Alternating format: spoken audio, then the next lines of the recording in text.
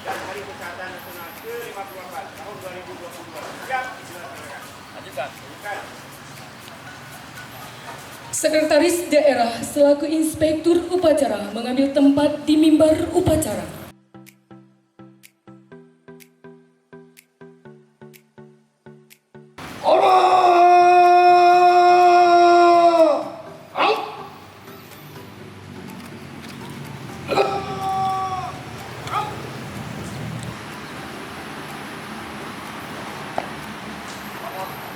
Upacara Hari HUT Polri ke-54 dan upacara Hari Kesehatan Nasional ke-58 tahun 2022. Siap! Tangan. Silakan.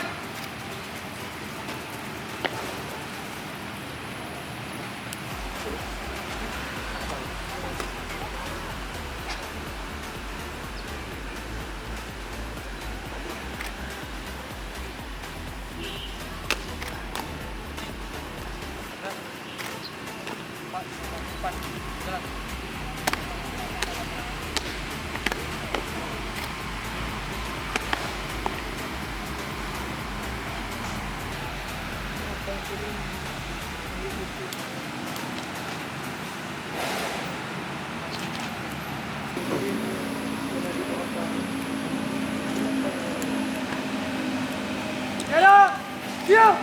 Arah bendera merah putih. Arah out.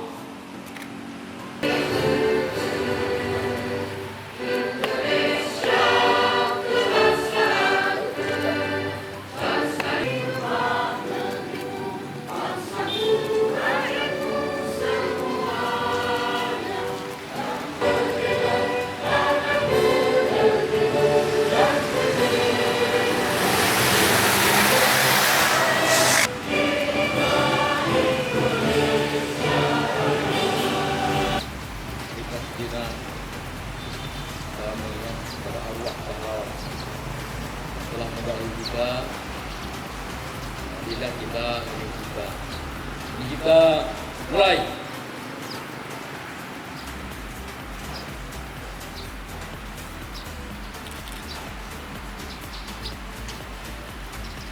Selesai. Yang Maha Esa. 2. Kemanusiaan yang adil dan beradab.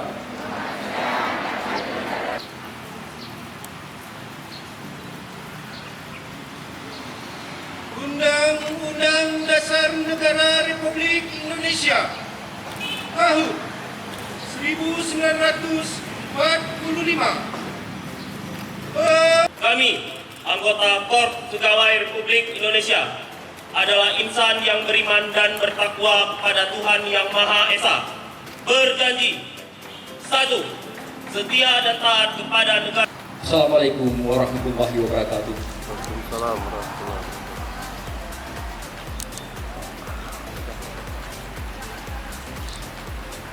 Alhamdulillahirabbil alamin. Wassalatu wassalamu ala asrafil anbiya wal mursalin wa ala alihi washabbihi ajmain. Puji syukur kepada Allah Subhanahu wa taala atas limpahan rahmat dan karunia-Nya kita masih diberikan kesehatan dan kesempatan untuk hadir di tempat ini dalam rangka mengikuti upacara peringatan HUT Polri ke-51 dan Hari Kesehatan Nasional ke-58 tahun 2022 di Kabupaten Aceh Barat. Salawat dan salam mari pula kita sampaikan kepada junjungan alam Nabi besar Muhammad SAW beserta keluarga dan sahabat yang telah membawa kita dari alam jahiliyah ke alam Islamiyah serta berakhlak mulia. Yang kami hormati Amren Umar dan wakili Perwira Keuangan Bapak Mayor Siki Andi. Yang kami hormati Ketua DPRK Aceh Barat, ada yang mewakili, dan Dim 0105 Aceh Barat diwakili oleh Pak Sandi Bapak Yusri, Kapolres Aceh Barat yang diwakili oleh Kapolres Bapak Kompol Aditya Kusuma, Kajari Aceh Barat diwakili Kasih Barang Bukti Bapak Maudi Esa, Ketua Pengadilan Negeri Malabo diwakili oleh Hakim Bapak Muhammad Iman Esa, Ketua Mahkamah Syariah Malabo, Ketua MPU Aceh Barat diwakili oleh Ketua Komisi B Tunku Haji Tusman, Ketua MA Aceh Barat Tunku Haji Mawati Nyaman, para asisten di lingkup Sedekap Aceh Barat, para staf ahli Bupati Aceh Barat, Kepala Dinas Badan dan Kantor Lingkup Hukum Aceh Barat, para camat dalam Kabupaten Aceh Barat, para kabak dan kepala sekretariat, pimpinan perguruan tinggi di Kabupaten Aceh Barat, para pimpinan instansi vertikal dalam Kabupaten Aceh Barat, ketua tim penggerak PKK Kabupaten Aceh Barat, ketua Dharma Wanita Persatuan Kabupaten Aceh Barat, para ketua organisasi wanita, ketua organisasi kepemudaan, segenap ASN peserta upacara yang hadir, hadirin yang berbahagia. Berikut izinkan kami bacakan sambutan tertulis Ketua Umum Dewan Pengurus Kopri Nasional pada peringatan HUT Kopri ke-51 tahun 2022. Hadirin dan peserta upacara yang kami hormati, melalui peringatan HUT Kopri ini, kami mengucapkan selamat hari ulang tahun Kopri ke-51. Semoga Kopri semakin sukses, maju dan junjung tinggi panca prastia Kopri, dan teruslah berbakti untuk Ibu Pertiwi. Kami mengapresiasi Dharma Bakti, pengabdian dan kerja keras seluruh anggota Kopri dalam melayani masyarakat dan menjalankan roda pemerintahan, terutama dalam 2 tahun terakhir, di mana negara kita sedang berjuang dalam menghadapi pandemi COVID-19 yang berdampak pada perekonomian nasional. Namun berkat dukungan dan semangat seluruh elemen bangsa, salah satunya peran strategis Kopri, kita mulai pulih lebih cepat, bangkit lebih kuat dalam membangun perekonomian Indonesia. Bertolak dari pengalaman dan kebiasaan kerja pada masa pandemi COVID-19, tidak terasa kita telah berinovasi dan mengembangkan cara kerja baru yang ternyata lebih efektif dan lebih efisien. Ini dengan memanfaatkan perkembangan ilmu pengetahuan teknologi melalui daring, luring atau hibrid, sehingga memberi solusi model kerja dengan cepat. Hal ini dapat menjadikan model kerja masa pandemi COVID-19 tersebut sebagai kebiasaan model kerja baru. Hadirin dan peserta upacara yang kami hormati, Kopri dapat melakukan refleksi atas capaian dan kiprahnya selama ini, dan tidak terasa ternyata sudah setengah abad Kopri beserta seluruh jajaran SM menjadi garda terdepan dalam memberikan pelayanan kepada masyarakat. Di sisi lain, Kopri juga wajib memegang prinsip nasionalisme bangsa Indonesia berataskan nilai-nilai Pancasila, dan diarahkan agar bangsa Indonesia senantiasa menempatkan persatuan, kesatuan, kepentingan serta keselamatan bangsa dan negara di atas kepentingan pribadi atau golongan, dan menunjukkan sikap rela berkorban demi kepentingan bangsa dan negara. Nilai-nilai Pancasila tersebut merupakan nilai dasar bagi setiap ASN yang harus dipegang teguh sebagai satu nilai dasar dan semboyan yang sama, yakni berakhlak. Nilai-nilai berakhlak memiliki makna filosofis pada budaya organisasi yang orientasi pelayanan, akuntabel, kompeten, harmonis, loyal, adaptif, dan kolaboratif guna mendukung percepatan transformasi SDM aparatur. Berakhlak juga merupakan paduan perilaku bagi Kopri dan ASN yang harus dikerjakan dengan penuh tanggung jawab. Diterjemahkan bahwa nilai-nilai yang mendasari kerja ASN yang memahami dan memenuhi kebutuhan masyarakat, ramah, cekatan, solutif, serta dapat diandalkan. Tema HUT Kopri pada ulang tahun ini adalah Kopri melayani, berkontribusi, dan berinovasi untuk sinergi untuk negeri. Pada dasarnya Kopri memberikan pelayanan publik yang lebih menarik, atraktif, kreatif untuk mempermudah dan mempercepat pelayanan kepada masyarakat. Organisasi Kopri merupakan wadah untuk menghimpun seluruh pegawai Republik Indonesia dalam rangka meningkatkan perjuangan, pengabdian serta kesediaan kepada Pancasila. Hadirin dan peserta upacara yang kami hormati, organisasi Kopri ini sebentar lagi bertransformasi menjadi Korps Pegawai ASN Republik Indonesia dengan harapan tetap menjaga kode etik profesi dan standar pelayanan profesi aparatur sipil negara, serta mewujudkan jiwa Korps ASN sebagai pemersatu bangsa dan menjadi bagian integral dari pemerintahan yang harus terus diperkuat sebagai salah satu komponen strategis. Untuk itu kami meminta agar Kopri tetap solid sebagai organisasi di dalam kedinasan, sehingga aspirasi ASN dapat ditampung, diformulasikan dan disalurkan secara proporsional dan profesional. Maka Kopri harus melayani masyarakat dengan sepenuh hati, dengan merubah pola pikir bahwa ASN bukanlah orang yang harus dilayani, tetapi yang melayani seluruh lapisan masyarakat.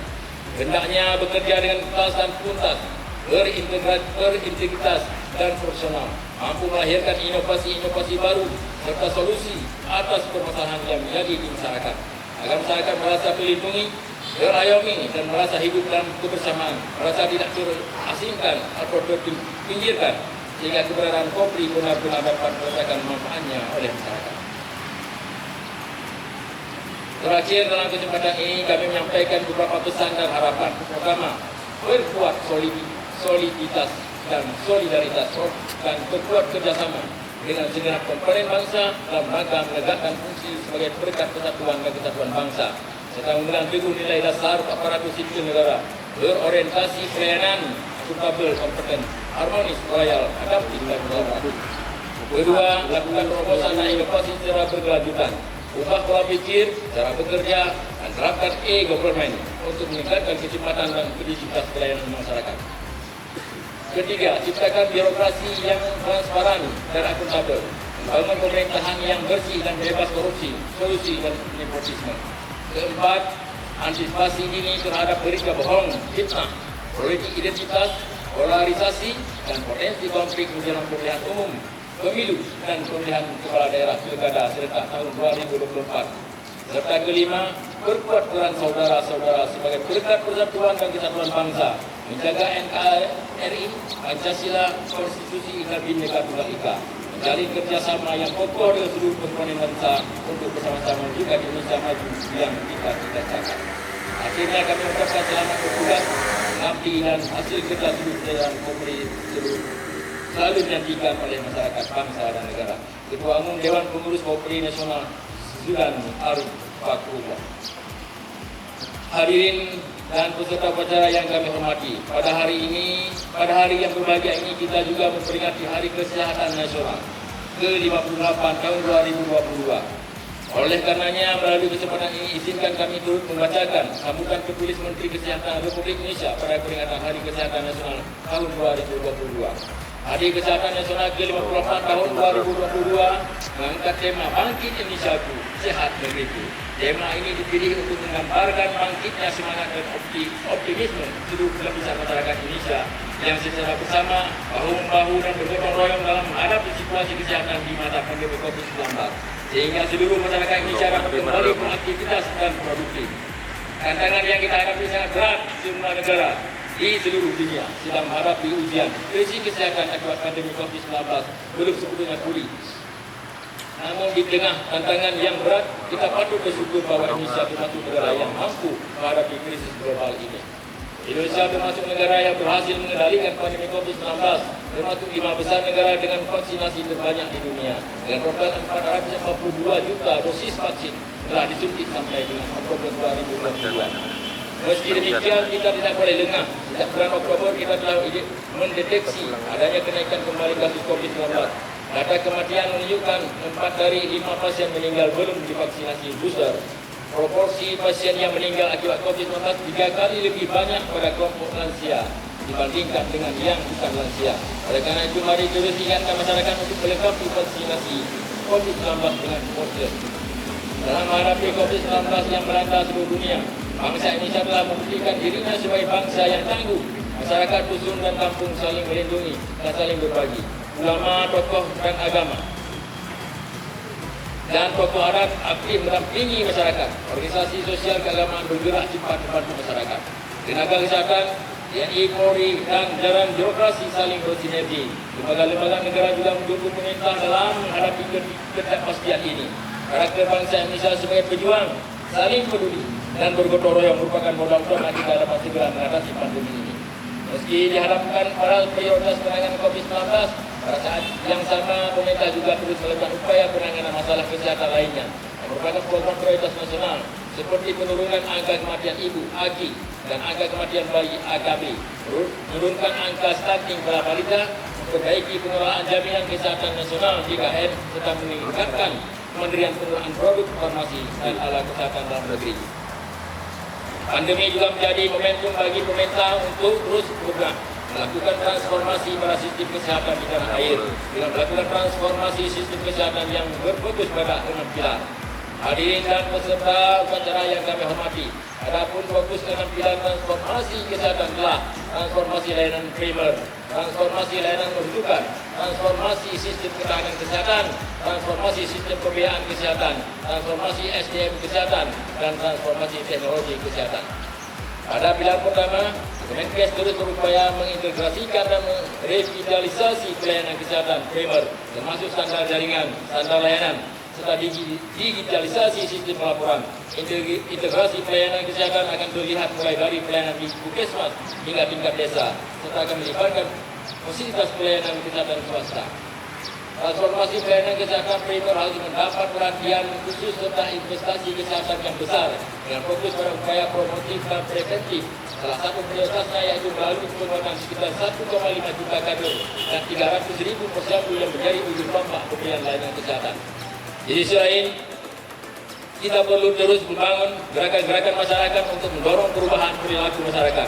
Dukungan dan peran pemerintah daerah beserta seluruh elemen masyarakat dibutuhkan untuk mewujudkan pelayanan kesehatan dasar yang mudah diakses oleh seluruh masyarakat. Pada pilar kedua, transformasi pelayanan rujukan bertujuan untuk mendekatkan akses layanan kesehatan kepada masyarakat. Kementerian Kesehatan mengembangkan jejaring layanan rujukan untuk penanganan penyakit katastrofik yang menjadi penyebab kematian tinggi dan beban pemberian besar, antara lain stroke, kanker, jantung, ginjal, serta kesehatan ibu dan anak. Pada pilar ini kita memperkuat sisi pasokan melalui peningkatan kapasitas infrastruktur dan kompetensi sistem dalam menyediakan layanan kesehatan, sehingga layanan rujukan tersedia dan dapat diakses di 34 provinsi dan 514 kabupaten kota. Pada pilar ketiga, transformasi sistem ketahanan kesehatan, percepatan ketahanan farmasi dan alat kesehatan terus dilakukan agar produk obat, vaksin dan alat kesehatan dapat diproduksi dari hulu ke hilir dari masyarakat di dalam negeri. Saat ini, Kemenkes berkomitmen 17,52 triliun untuk belanja produk dalam negeri dan telah dilakukan realisasi sejumlah 9,1 triliun rupiah. Di samping itu, pemerintah juga mendorong kesiapsiagaan menghadapi krisis kesehatan melalui tenaga cadangan kesehatan. Partisipasi tenaga kesehatan dan non kesehatan sewaktu-waktu dapat diaktifkan ketika terjadi krisis. Pendataan tenaga cadangan dan pelatihan terus dilakukan untuk dapat melengkapi keterampilan yang diperlukan saat terjadinya krisis. Terkait pilar keempat, Kemenkes melakukan transformasi pembiayaan kesehatan untuk memastikan pembiayaan yang cukup, adil, efektif dan efisien. Pertama, mempercepat produksi NHA untuk kebijakan pembiayaan kesehatan yang lebih berbasis bukti. Kedua, menjaga kualitas layanan jaminan kesehatan nasional JKN melalui review tahunan tarif JKN. Ketiga, kendali mutu dan biaya yang berbasis bukti untuk pelayanan kesehatan yang lebih efektif dan efisien melalui peningkatan penerapan penilaian teknologi kesehatan. Keempat, memperkuat sinergi pembiayaan kesehatan antara pemerintah pusat, daerah, swasta dan organisasi lainnya melalui konsolidasi pembiayaan kesehatan. Pada pilar kelima, SDM kesehatan bertransformasi dalam meningkatkan jumlah, pemerataan serta meningkatkan kualitas tenaga kesehatan untuk memberikan pelayanan berkualitas hingga pelosok. Target optimis yang akan dicapai yaitu angka ideal dokter 1/1000 populasi dan pemenuhan nakes di puskesmas dan rumah sakit umum daerah sesuai standar beberapa program unggulan tengah dilakukan, yaitu melalui implementasi sistem kesehatan akademik, pemberian 10.000 lebih beasiswa bagi dokter, spesialis dan fellowship serta peningkatan kualitas melalui pelatihan yang terintegrasi sesuai kebutuhan pelayanan. Pada pilar ke-6, teknologi kesehatan di Indonesia terus bertransformasi menuju sistem kesehatan yang tangguh dan terintegrasi. Salah satunya dengan melakukan integrasi data rekam medis pasien di Pasyankes ke dalam satu platform yang IHS yang diberi nama Saku Sehat. Selain itu juga dilakukan inovasi bioteknologi yakni BGS1 maupun BGS1 untuk menerapkan pengobatan yang lebih personal dan presisi. Kemenkes memulai dengan melakukan 10.000 sequencing DNA berbasis penyakit kanker, stroke, genetik, diabetes dan kebugaran. Indonesia membangun bank data dari genomik penduduk Indonesia yang akan terintegrasi dengan data medisnya. Hadirin dan peserta upacara yang kami hormati, implementasi ke-6 pilar tersebut diharapkan dapat mentransformasi sistem kesehatan Indonesia serta dunia, yakni sistem kesehatan yang tangguh terhadap krisis kesehatan termasuk pandemi. Dengan rasa syukur dan bangga kami juga ingin menyampaikan pencapaian presidensi G20 Indonesia bidang kesehatan. Pertama, pandemic fund yang diusung sejak presidensi G20 Arab Saudi dan juga pembahasannya pada presidensi G20 Italia. Ini terwujud nyata dan diluncurkan pada presidensi G20 Indonesia guna memperkuat tatanan kesehatan global dalam kesiapsiagaan menghadapi pandemi di masa mendatang. Kedua, selesainya evaluasi independen terhadap inisiatif ACT Accelerator untuk memastikan akses negara-negara ke sumber daya kesehatan dan menanggulangi pandemi di masa depan. Ketiga, presidensi G20 Indonesia telah membuat kemajuan dengan mengajak negara anggota G20 memberikan fokus perhatian yang berkelanjutan pada surveillance genomic patogen sebagai bagian penting dari pencegahan dan kesiapsiagaan pandemi. Keempat, presidensi G20 Indonesia juga berhasil mengharmonisasi sertifikasi kesehatan pada perjalanan internasional, membangun interoperabilitas sistem antar negara. Kelima, pada presidensi G20 Indonesia ini, negara-negara anggota G20 juga berhasil mencapai kesepakatan agar analisis kesenjangan dan pemetaan jaringan penelitian dan manufaktur vaksin, alat diagnosis dan terapeutik dilaksanakan serta akan dilanjutkan pada pelaksanaan presidensi G20 di India. Keenam, pelaksanaan presidensi G20 di Indonesia beberapa waktu lalu juga memberi ruang bagi keberlanjutan pembahasan serta perhatian dunia akan penanggulangan tuberkulosis, implementasi One Health, dan perlawanan terhadap presidensi anti mikroba. Hadirin dan peserta upacara yang kami hormati, pada kesempatan ini kami menyampaikan terima kasih dan penghargaan yang setinggi-tingginya kepada segenap insan kesehatan yang telah bahu-membahu berjuang tanpa mengenal lelah dalam melaksanakan pembangunan kesehatan Indonesia. Kami berharap semua insan kesehatan agar satu, terus mendorong pembangunannya gerakan masyarakat hidup bersih dan sehat, caranya melalui konsumsi makanan bergizi seimbang, melakukan berbagai aktivitas fisik setiap hari, dan membiasakan mencuci tangan dengan sabun. Dua, terus mendorong masyarakat untuk memeriksakan kesehatannya secara rutin, baik pemeriksaan ibu hamil, pemantauan tumbuh kembang balita, imunisasi, pemeriksaan penyakit-penyakit sesuai siklus hidup. Tiga, terus mengembangkan diri dan organisasi dan kompetensi dan memberikan pelayanan kesehatan terbaik kepada masyarakat. Demikian, semoga Allah Subhanahu wa Ta'ala senantiasa melindungi upaya kita dalam mewujudkan bangsa Indonesia yang sehat dan sejahtera. Selamat Hari Kesehatan Nasional, bangkit Indonesiaku, sehat negeriku. Wabillahi taufiq wal hidayah. Assalamualaikum warahmatullahi wabarakatuh. Menteri Kesehatan Republik Indonesia Budi G. Sadikin.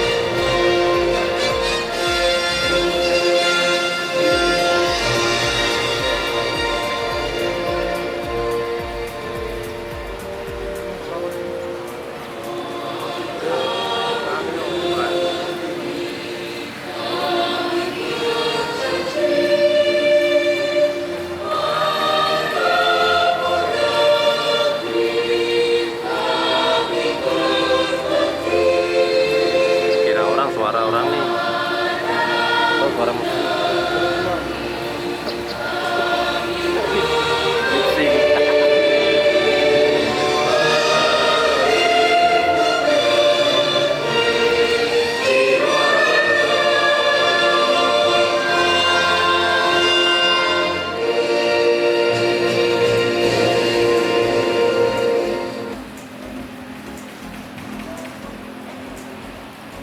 جلال وجهك الكريم وعظيم سلطانك اللهم صل على سيدنا محمد وعلى آله وصحبه وسلم اللهم أحسن عاقبتنا وفي الأمور كلها وإنك على كل شيء قدير اللهم هون علينا في سكرات الموت ونجدا منك وسلم آل هذا القرية وعلى المسلمين عما إنك على كل شيء قدير اللهم والسلام على المرسلين والحمد لله رب العالمين. الفاتحة.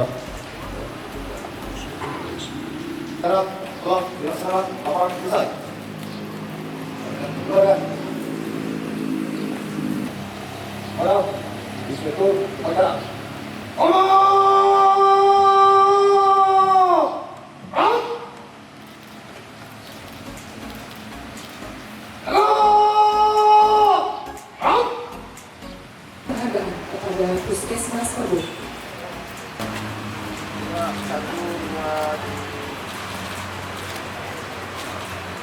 Baik.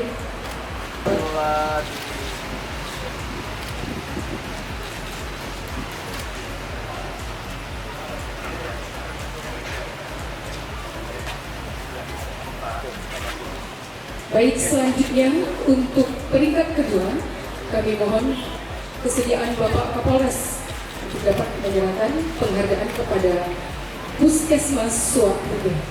Ada Bapak kami persilakan.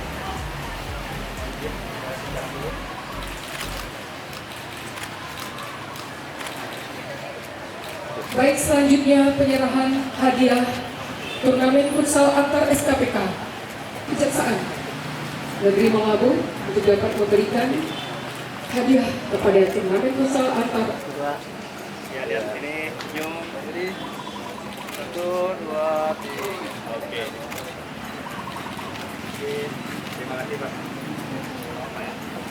2, 3. Yang terbaik 1, 2, 3. Mantap. Oke, Bang, terima kasih. Sekali lagi salam komando tuh, salam komando.